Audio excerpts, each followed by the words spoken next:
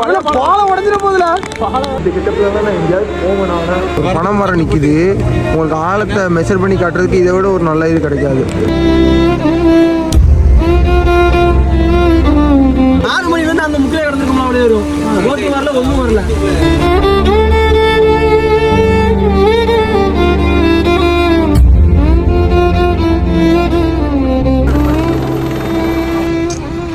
எத்தனை வீடு உடஞ்சு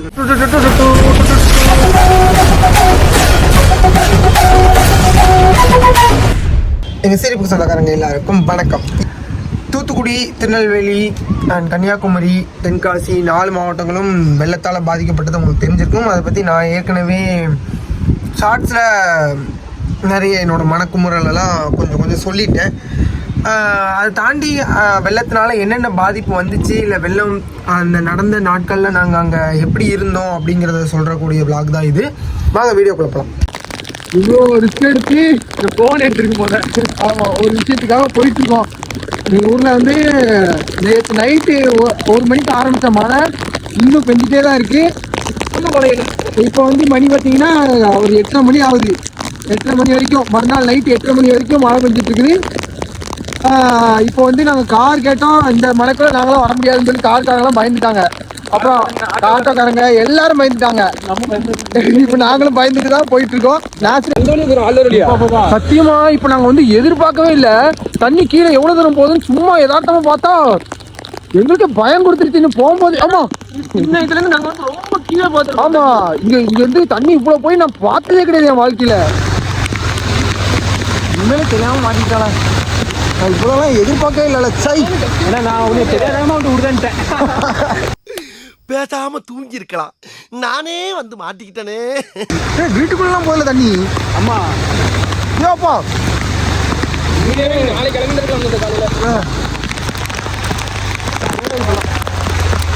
இப்போ நமக்கு என்ன அப்டேட் வந்திருக்குன்னா, ட்ரெயின் மறுபடியும் திருச்செந்தூர் தான் போக போதாம்மா.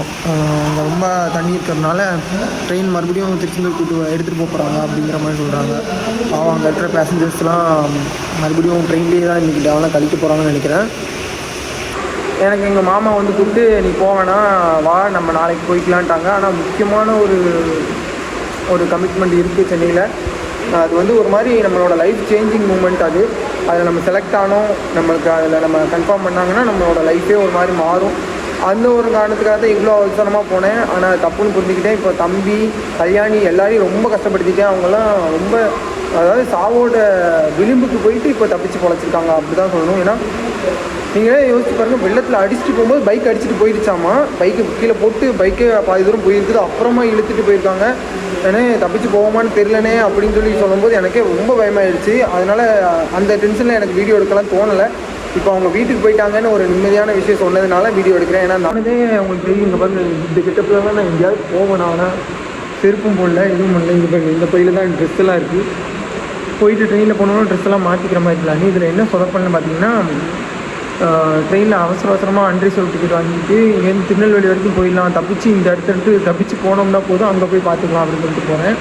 உங்களுக்கு தெரியும், நான் சொன்ன மாதிரி முக்கியமான கமிட்மெண்ட்டுன்றதுனால தான் இவ்வளோ அர்ஜென்ட்டாக போனேன். ஆனால் அதுவும் அட்டம் ஃபெயிலியர் ஆகிடுச்சு.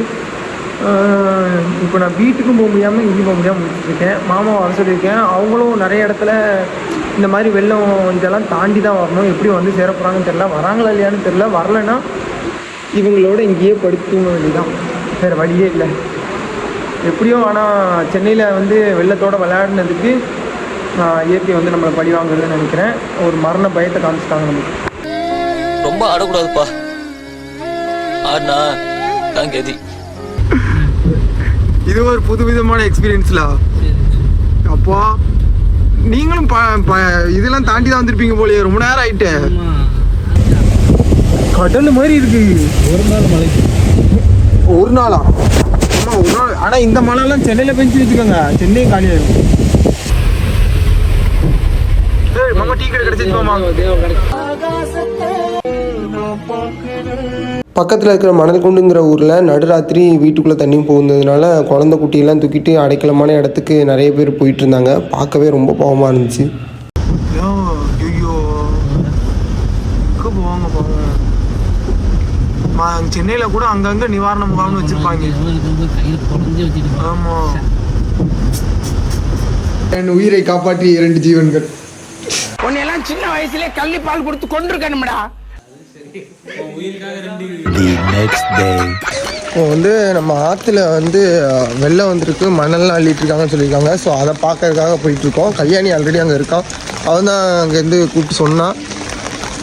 இன்னொன்று என்னென்னு பார்த்தீங்கன்னா, நேற்று நைட்டு நம்ம அங்கே வந்தோம் இல்லையா, அந்த ட்ரெயின் அது இன்னும் அதே இடத்துல தான் நிற்கிது. வேர் இஸ் மை ட்ரெயின் ஆப்பில் பார்க்கும்போது அதே ஸ்ரீவைகுண்டத்தில் அப்படியே தான் நிற்கிது. பாவம் பேசஞ்சர்ஸ்லாம் நேற்று அந்த நின்று ஒரு 2 மணி நேரத்துலேயே ரொம்ப கஷ்டப்பட்டாங்க. இப்போது நைட்டு ஃபுல்லாக எப்படி அங்கே இருந்திருப்பாங்கன்னு தெரியல. தாக்கம் தான் இது. நீங்கள் வாய்க்கால் எப்படி போகுதுன்னு பார்க்க போகிறீங்க. ஓகே, நீங்கள் நம்மளாலே தானே இதை போடுறேன். இதில் தான் வாய்க்கால் இருக்குங்க. வட்ட கிணறுங்க, வட்டாத கிணறுங்கன்ற ஆறு நிரம்பினதுனால தண்ணி, அதாவது அடைப்பு தடுப்பு ஏற்படுத்திட்டு இருக்காங்க. மணல் அள்ளி போட்டு புல்டோசர் வச்சு.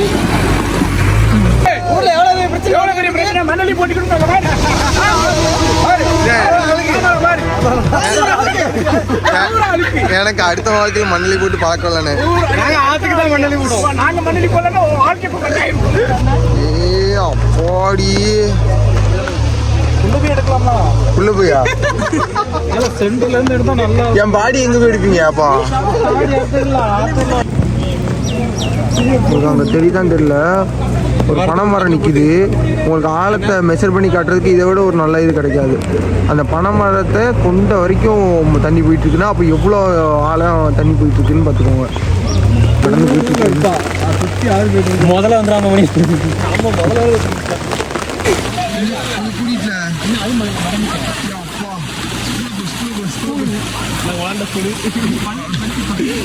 ஸ்கூல் மட்டும் ஒரு வரைக்கும் காட்டிட்டு நீ எந்த விளாகலையும். அதனால ஸ்கூல் ஃபுட்டேஜையும் பார்த்தாங்கன்னா தெரியும்.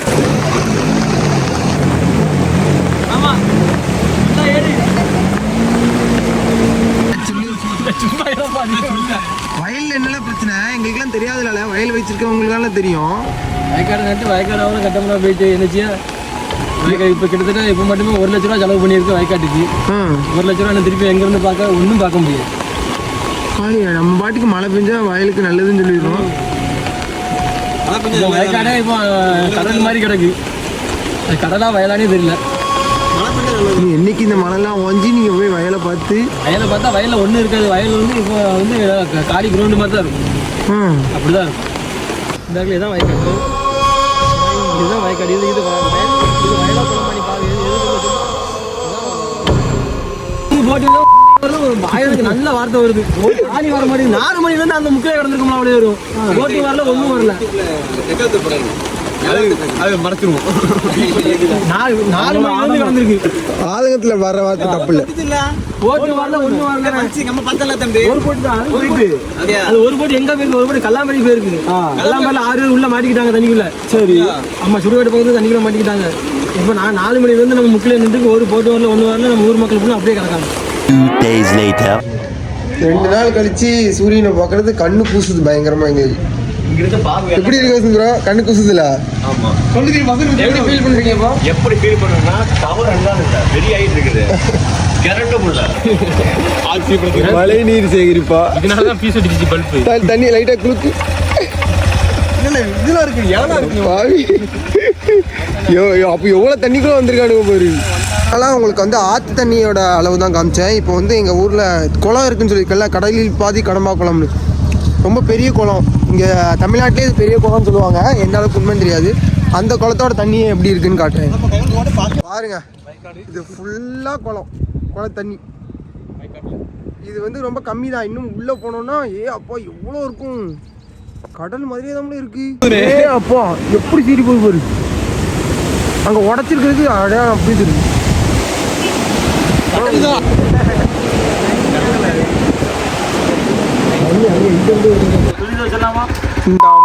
அங்க அவன் சிக்கி சீரழிஞ்சிட்டு துணி துவைக்க துணி எடுத்துட்டு போறான் பாருல.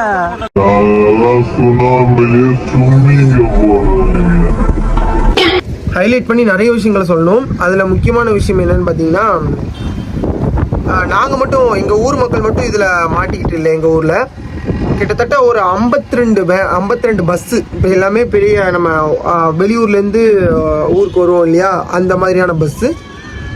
அந்த பஸ்ஸு 52 பஸ்ஸுக்கு மேலே எங்கள் ஊரில் தான் நின்னாங்க.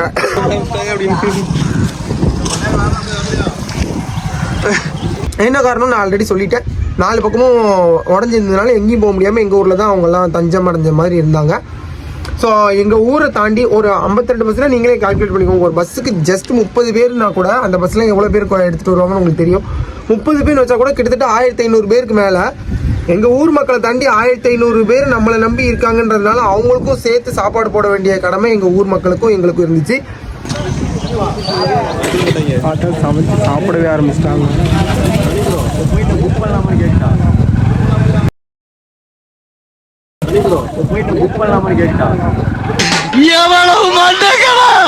எவ்வளோ வண்டி நிற்கிது பாருங்க. இது வந்து எங்கள் ஊர் பஸ் ஸ்டாப்பு, பஸ் ஸ்டாண்டு. இங்கே வந்து இத்தனை வண்டி நிற்கிது. ஒரே ஒரு நல்ல காரியம் எங்கள் ஊரில் நடந்ததுன்னு பார்த்தீங்கன்னா, இந்த வண்டிகளில் இருக்கிற யாருமே எங்கள் ஊரை மறக்க மாட்டாங்க. ஆனால் நல்ல விஷயத்துக்காக இல்லை, இப்படி வந்து ஃப்ளட்ஸில் வந்து இந்த ஊரில் தான் நாங்கள் மாட்டிகிட்டு இருந்தோம், தெந்திருப்பேரைங்கிற ஊரில் தான் நாங்கள் மாட்டிகிட்டு இருந்தோம் அப்படின்னு வேணால் ஞாபகம் வச்சுக்குவாங்க. மற்றபடி இந்த வெள்ளத்தினால நடந்த நல்ல காரியம் ஒன்றுமே இல்லை. ஊர் மக்களே அவங்கவுங்க அதே மாதிரி டெய்லி பார்த்தீங்கன்னா அவங்க எல்லாருமே 3 வேளையும் சாப்பிட்றதுக்கான எல்லா ஏற்பாடுகளும் எங்கள் ஊர் மக்கள் செஞ்சுருந்தாங்க. இது எதனால சொல்லிக்கிறேன்னா, இது வந்து ஒரு மாதிரி ப்ரௌடாகவே சொல்லிக்கிறேன். எதனாலன்னா, அந்த ஊர் மக்களே சேனல்ஸ்க்கு பேட்டி கொடுக்கும்போது இப்படி வந்து தெந்திருப்பேர ஊர் மக்கள் வந்து எங்களை நல்லா கவனிச்சுக்கிட்டாங்க அப்படின்னு சொன்னாங்க. இந்த வெள்ளத்தால் எங்கள் ஊருக்கு நடந்த ஒரே ஒரு நல்ல விஷயம் பார்த்தீங்கன்னா, அந்த ஊர் மக்கள் வந்து என்றைக்குமே எங்களை மறக்க மாட்டாங்க. அது வந்து ஒரே ஒரு நல்ல விஷயம்னா அதுதான். இதெல்லாம் பெருமையா? கடமை, ஒவ்வொருத்தருடைய கடமை. இப்போ நம்ம போயிட்டு இருக்க இந்த ரோடு பார்த்தீங்கன்னா போட்டு 1 வருஷம் கூட ஆகலை. ரோடு விரிவுபடுத்துகிறோன்னு சொல்லிட்டு போட்டாங்க. போர்வை மாதிரி போட்டி விட்ருக்காங்க. மழை தண்ணிக்கு தாங்க மாட்டேங்குது. நீங்கள் நினைப்பீங்க இப்போ ஆற்று தண்ணி அடிச்சுட்டு போச்சுன்னா என்னப்பா பண்ணுவீங்கன்னு நினைப்பீங்க. அது ஆற்று தண்ணியே கிடையாது. வயலில் தேங்கி இருக்கிற தண்ணி இந்த பக்கத்துலேருந்து இந்த பக்கம் போகுது. அந்த இதுக்கு கூட தாங்க மாட்டேங்குது இந்த ரோடு. பாருங்க, ரோடு போட்ட ரோடு போர்வை மாதிரி. அதாவது ரோடுனா முன்னாடி வந்து அத்தி வர மாதிரி நல்லா தோண்டி போடுவாங்க ஒரு டைம்ல. இப்போ வந்து போர்வை மாதிரி போத்தி விட்டு போறாங்க. நம்ம கையாலேயே பேச்சு எடுக்கலாம், அந்த மாதிரி இருக்கு. ஸோ வந்து இந்த ரோடு கான்ட்ராக்ட் எடுத்தவங்க பொதுப்பணித்துறை அதிகாரிகள் அவங்கெல்லாம் கவனம் கொண்டு இந்த ரோடை வந்து நெக்ஸ்ட் டைம் போடும்போதாவது கொஞ்சம் உறுதியாக போடணும்னு சொல்லிட்டு கேட்டுக்கிறோம் இந்த ஊர் மக்கள் சார்பாக. யாரை பார்த்து என்ன கேள்வி கேட்குறேன்? பகுதிக்கு நாங்கள் எதுக்கு நல்லது பண்ணணும்? கடைசியில் ஊரில் எங்கேயுமே டவர் கிடைக்காம எல்லாரும் ஆத்துமேட்டில் வந்து ஃபோன் பேசிட்டு இருக்காங்க பூரா. அதில் என்ன ஹைலைட்டுனா, ஐயோ தெரிய மாட்டேங்குதா, பக்கத்தில் இந்த இடத்துல தான் சுடுகாடு இருக்கு. சுடுகாடு பக்கத்தில் வந்து எல்லாம் ஃபோன் பேசிட்டு இருக்காங்க. அப்படி இல்லை, சுடுகாட்டுக்கே ஒரு நேரம் வரதுக்கு பயந்த ஆளுங்க. இப்போ டவருக்காக சுடுகாடு டவர் இருக்கிற ஒரே ஏரியாவா சுடுகாடு மாதிரி. என்ன ஹைலைட்னா, எங்கள் ஊரில் வந்து லேடிஸ்லாம் அந்த சுடுகாட்டு பக்கமே வரக்கூடாது அப்படின்லாம் சொல்லுவாங்க. அவங்க தகப்பனே இருந்தால் கூட சுடுகாட்டுக்கு லேடிஸை கூட்டிகிட்டு வர மாட்டாங்க. ஆனால் இன்றைக்கி நிலமை வந்து எல்லாருமே அங்கே தான் நிற்க வேண்டிய நிலைமை ஆயிடுச்சு. சுடுகாடுக்கு பக்கத்துலேயே டவருக்காக ஊரே கூடி நிற்கிது. சாமி எங்க போகணும்? சுடுகாட்டுக்கு. என்ன ஆளை பார்த்தா ஆச்சாரமா இருக்க, அவசரமா பேசுறான். இதில் வந்து இவ்வளோ ஃப்ளட்ஸு, இவ்வளோ பாதிப்பு, இதுக்கெல்லாம் நடுவில் இன்னொரு பெரிய விஷயம், நியூஸ்லலாம் பார்த்தா இந்த கார் வந்து ஒன்று மாட்டிக்கிச்சு ஃப்ளட்ஸில். அதை வந்து நாங்கள் துணை ராணுவ படை வந்து எல்லாத்தையும் மீட்டு கொடுத்துட்டோம் அப்படின்னு சொல்லிட்டு நியூஸ் போட்டுருந்தாங்க. அந்த காரை நாங்கள் அதுக்கு முன்னாடியே பார்த்தோம். அது ஃபுட்டேஜ் நான் ஆட் பண்ணுறேன். காரு அடிச்சுட்டு வந்துருக்கேன். ரோட்லேருந்து கிட்டத்தட்ட ஒரு 100 மீட்டர் கூட இருக்காது. அது ஈஸியாக எடுக்கிற மாதிரி தான் இருந்துச்சு. ஸோ எடுத்துருப்பாங்கன்னு நினச்சோம். இப்போ அந்த இடத்துல நிற்கிறாருல, அவர் தான் அந்த காரை கொண்டு வந்தவர். ஏன்னா உங்கள் காரை எடுத்தாச்சா இல்லையாண்ணே? இப்போ வண்டி எடுக்கல, வண்டி. ஆனால் நியூஸ்லலாம் எடுத்த மாதிரி போட்டுட்டு இருக்காங்களேண்ணே. பேருக்கு இழுக்கிற மாதிரி அப்படி ஒரு இதை போட்டு அப்படி போட்டு விட்டாங்க. நான் எதுக்கு வீடியோ எடுக்கிற மாதிரி தான். அதே அங்கேருந்து ஒரு 4 ஸ்டெப் மட்டும் எடுத்துட்டு 2 ஸ்டெப்பு அவ்வளோதான். இதுலேருந்து 2 ஸ்டெப் நான் உங்களுக்கு அவ்வளோதான். மறுபடியும் மண்ணுக்குள்ளே தான் நிற்க வேண்டியது. இப்படி கேவலமான இது வேணுமா? இவ்வளோ இன்னல்களுக்கு நடுவில் இந்த மாதிரி நாடகங்களும் நடந்துட்டு இருக்குன்றதை உங்கள்கிட்ட பதிவு பண்ணி காட்டுறோம். பாலிடிக்ஸ் பேசுறான், பாலிடிக்ஸ், பரதேசி பசங்க பாலிடிக்ஸ். போடா. நீ கொண்டு வரணும்னு ஓனர் கேட்டாப்புல ஆ. எடுத்துட்டானே அப்படின்னு கேட்டப்போ ஒரு கார் அது நான் ரெண்டாக ஃபோன் போட்டு சொல்லிட்டேன் கார் எடுக்கல அதே எடுத்துக்கலாம் விக்கி கார் அப்படின்னு இப்போ அதனால தான் உங்களுக்கு ஃபோன் வந்துட்டு இருக்குது. கார் எடுத்தாச்சே இன்னும் வரலையேன்னு. வரலன்னு ஃபோன் வருது கார் எடுக்கலனே அதே நாளைக்கு எங்கள் டீம் 10 பேர் வராங்க வந்து இன்னும் ஜேசிபி வச்சு இன்னும் வெளியே கொண்டு வருவாங்க. அது எங்கே வெளில போய் போகிறவங்க இங்கே வந்திருக்காங்க தென்னை மரத்தை மட்டும் தூக்குறாங்க போடுற மாதிரி ஒரு போட்டோ போட்டாங்க முடிஞ்சது.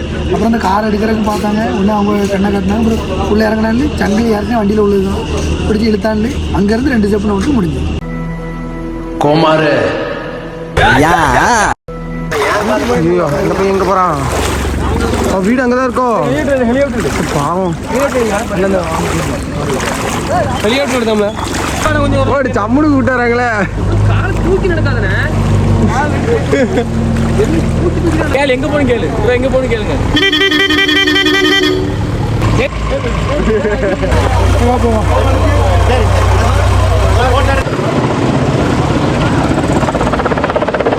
எடுத்தானே போடுறது போடுறது இல்லை அழகாக போடுறான் பாரு. இங்கே கேமரா பாருங்க. ஆமாம் ஆமாம் ஆமாம் நல்ல ஃபுட்டேஜ். இப்படி போடுறாங்க போட்டு போடுறாங்க. எந்த போடுறோம் இல்லை போடுறீங்க பின்னாடி எவ்வளோ விட்டு போடுறது எவ்வளோ போடுவாங்கன்னா ஒரு வளமை போட்டுக்கிடுவோம் என்னென்ன அப்பதான் ஒரு கிலோ விடுவோம். சாக்கில் கட்டி இறக்கி எந்த இடத்த கட்ட போடுறாங்க? ஹெலிகாப்டர் சாப்பாடு சைஸ் டவர் கடிக்க வந்து கொடி பிஸ்கட் 2 பிஸ்கட் இது என்னது ஜாமா ஹெலிகாப்டரில் கொடுத்த சாப்பாடுன்னா ஈரமா இருக்கு. தண்ணி பாட்டில் உள்ள வச்சு போட்டுருக்காலும் உடஞ்சிட்டு பொடி.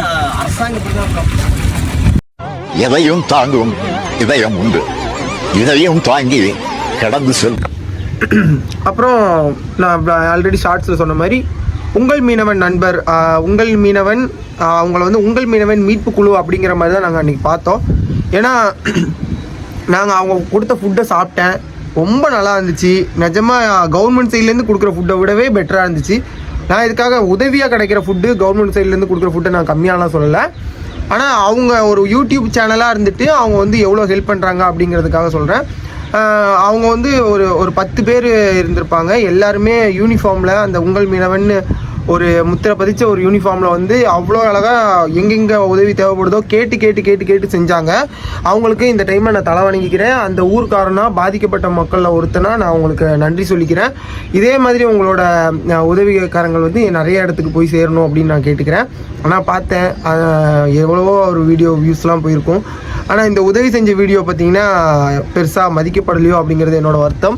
ஆனால் அவர் அதை யோசித்து போட்டிருக்கவும் மாட்டார். இதே மாதிரி அதை பார்த்து 4 பேர் உதவி செய்யணும் அப்படின்ற மோட்டிவில் தான் போட்டிருப்பாரு. அது நடந்துச்சுன்னா கூட அவருக்கு பெரிய சக்ஸஸாக தான் இருக்கும். ஆனால் எனக்கு அது ஒரு சின்ன வருத்தம்.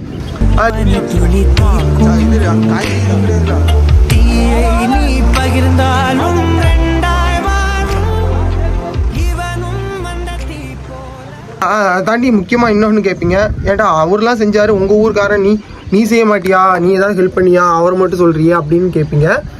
அப்படி கேட்கக்கூடியவங்களுக்காக சொல்கிறேன், நானும் அன்றைக்கி வாங்கி தின்னக்கூடிய நிலைமையில தான் இருந்தேன். நான் யார்ட்டியா அவங்கள்ட்டேருந்து ஃபுட்டை வாங்கிட்டு போய் வெளியில் வீட்டை விட்டு வெளியில் வர முடியாத மாதிரி நிறைய பேர் இருந்தாங்க. தண்ணிக்கு அந்த பக்கம் மாட்டிகிட்டு இருந்தாங்க, வயசானவங்க இருந்தாங்க. அவங்களுக்கு கொடுக்குற அந்த மாதிரி பார்சல் சர்வீஸ் மாதிரி இங்கே வாங்கி அங்கே கொடுக்குற மட்டும் தான் பண்ணேன். நான் என் கையிலேருந்து எதுவுமே பெருசாக பண்ணலை.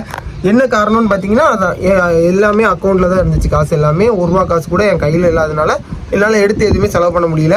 இதெல்லாம் யாரா உன்கிட்ட கேட்டா, யாரா நீ குறைஞ்சிட்டலாம், தண்ணி குறைஞ்சிருச்சுப்பா, குறைஞ்சிருச்சு போட்டு நான் ரன்னிங்ல எடுக்க போறியா? அது இது ஒன்றுமே தெரியலண்ணா,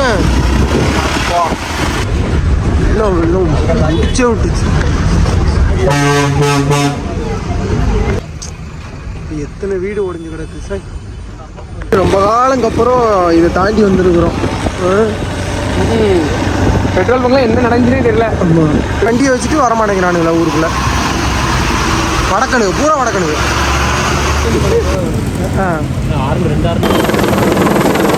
அப்புறம் இன்னொரு நல்ல விஷயம் நடந்துச்சு எங்கள் ஊரில் அந்த வெள்ளத்தினால. என்னென்னு பார்த்தீங்கன்னா, அதான் நான் ஆல்ரெடி சொன்ன மாதிரி அந்த ஒரு சின்ன ஒரு தடுப்பு தான் எங்கள் ஊரே காப்பாற்றுச்சுன்னு சொன்னேன்ல. அந்த தடுப்பை எந்த ஒரு ஜாதி மத பேதமும் இல்லாமல் எல்லா ஜாதிக்காரங்களும் எல்லா மதத்துக்காரங்களும் சேர்ந்து காவல் காத்தாங்க அண்ட் சேர்ந்து ஏற்படுத்தினாங்க. கட்சி வேறுபாடு கூட அதில் எதுலேயுமே இல்லை. எல்லா கட்சிக்காரங்களும் அதில் இணைஞ்சு பணியாற்றினாங்க. எங்கள் ஊரில் இருக்கிற பெரிய மைனஸாக நான் என்ன பார்ப்பேன்னா ஜாதி தான். எல்லோரும் ஜாதியாக பிரிஞ்சு இருக்கிறதுனால தான் ஈஸியாக நம்மளை வந்து எப்படி சொல்கிறது பிரெயின் வாஷ் பண்ணிடுறாங்க, இல்லைன்னா நிறைய அடிமைப்படுத்திடுறாங்க. நம்மளுக்கே தெரியாமல் நாங்கள் அடிமையாக இருக்கோம். இந்த மாதிரி விஷயங்கள் எல்லாமே ஜாதி பாகுபாடு, மத பாகுபாடு, இந்த மாதிரி பாகுபாடுகள்னால தான் நடக்குது. நம்ம ஊரில் அது ஜாஸ்தியாக இருக்கும் அப்படிங்கிற வருத்தம் எனக்கு எப்போவுமே உண்டு. இந்த வெள்ளத்தினால நடந்த ஒரு நல்ல விஷயம் என்னன்னு பார்த்தீங்கன்னா, இந்த வேறுபாடே இல்லாமல் எல்லாருக்கும் ஹெல்ப் பண்ணாங்க. யார் என்னன்னு பார்க்காம ஜாதி மதம் இதெல்லாத்தையும் அப்பாற்பட்டு எல்லாருக்கும் ஹெல்ப் பண்ணாங்க அண்ட் ஊரை பாதுகாத்தாங்க. அந்த ஒரு விஷயம் வந்து ஒரு மாதிரி ப்ரௌடாக இருந்துச்சு. இது இப்படியே இந்த ஒற்றுமை வந்து இப்படியே தொடரணும் அப்படின்ற ஒரு ஊரில் ஒருத்தனா நியூட்ரலாக இருக்கிற ஒருத்தனா என்னோட ஆசையாக இருந்துச்சு. தொடர்ந்துச்சுன்னா நல்லாயிருக்கும். நம்பிக்கை தான் வாழ்க்கை, வாழ்க்கை தான் நம்பிக்கை.